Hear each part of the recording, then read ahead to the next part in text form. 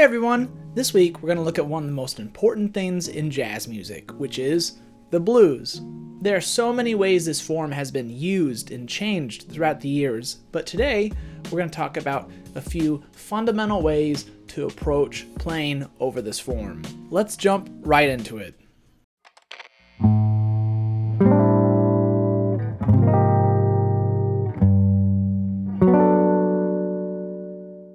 So first off, the blues in its purest form is a feeling. The blues is a feeling of sadness, born from the work songs of enslaved people. I would suggest listening as well as learning a couple of these work songs, such as Early in the Morning. From listening to these, you'll learn that the blues is more than just a form. It's how you slide into notes, how you bend notes, how you use vibrato. Here are two lines, one played with blues feeling and one played without blues feeling.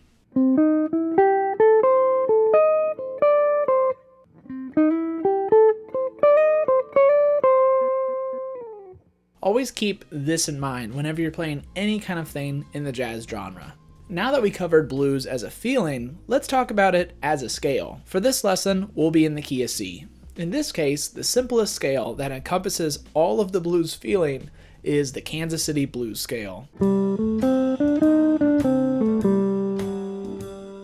This 5-note scale should be the foundation when playing the blues. Many melodies have been written using this scale, such as the famous Centerpiece.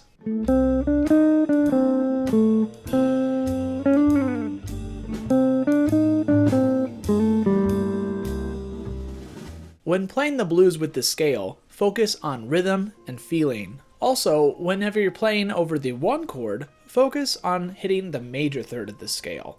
And when you're playing over the 4 chord, switch it and hit the minor third of the scale. Here's an example of what I mean.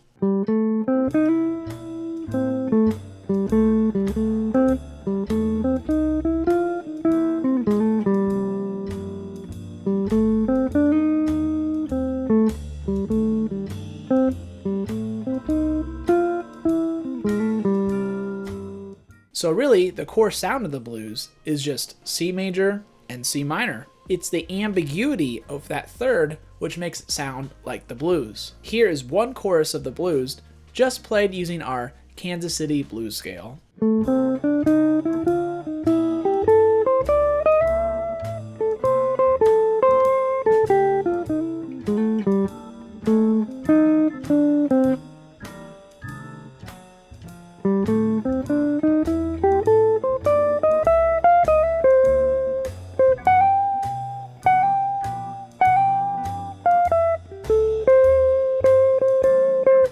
Once you can play the Kansas City Blues Scale over all of the blues, then we can start adding a couple key notes and ideas. Over the first 4 bars, just play tonic major language. Listen to Charlie Parker heads such as Perhaps or Visa to get examples of this type of language. Here's an example for today's lesson.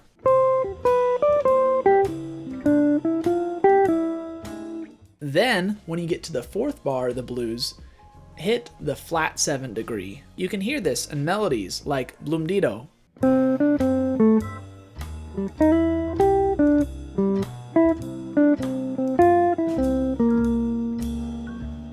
You can also add a quick 5-1 over these first 4 bars. Parker does this all the time.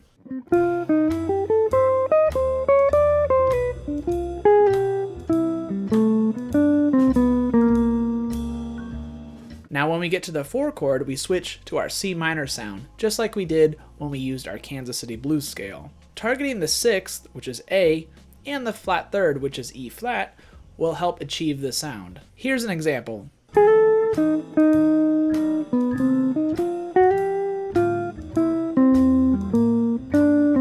Make sure to check out Kenny Burrell's song, Mule, for more examples of this kind of language. Lastly, over the G7th chord, you can hit the 7th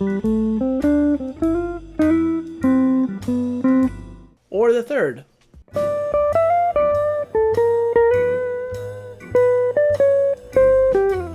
The 7th will want to go to the 3rd of C, and the 3rd will want to go to the root of C. Keep this in mind when soloing. Here's one chorus of the blues using these key ideas and notes.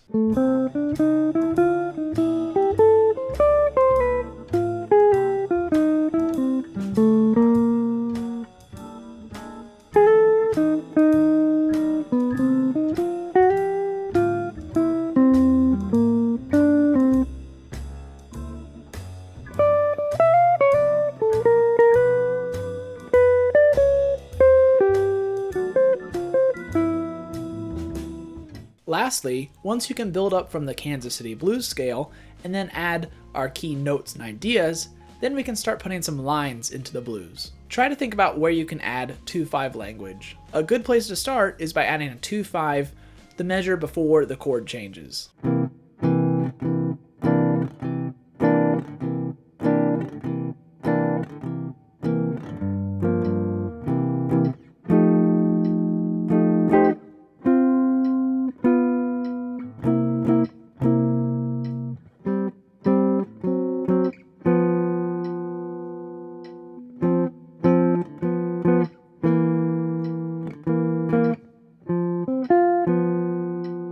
Also, another extra sound that people add a lot is they add a sharp 4 diminished chord right after we hit our 4 chord.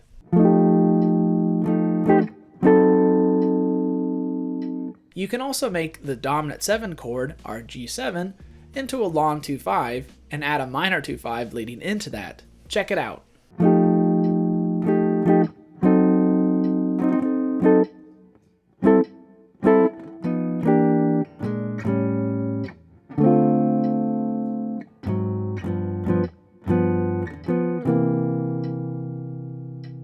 Also, on the second bar of a blues, a lot of times people will add a quick F7 in there to change up and break up the sound of that C7 for 4 bars.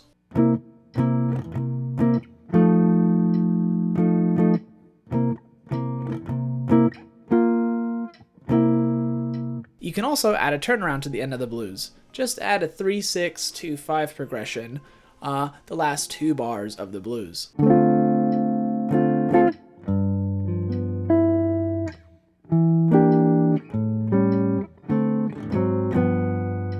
Here is one chorus using all these extra sounds and chords.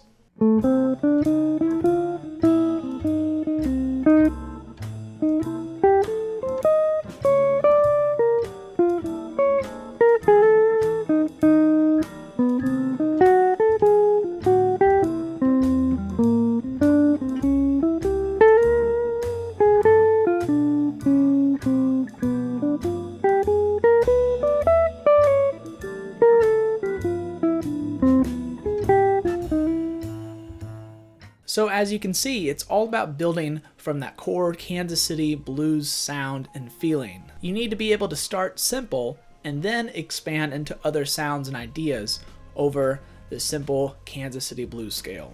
Also, use parts of melodies when you solo. Take blues heads and use them as licks. If you're having problems on the 4 chord, for example, look at whatever blues head you're learning and play exactly what they played on that 4 chord. I hope you enjoyed this quick overview of the blues. This is one of those things you just have to practice forever. Can you play a slow blues? Can you play a fast blues? Can you play a medium blues? These are all things you have to ask yourself when practicing. Thanks again for watching, and remember to always keep swinging.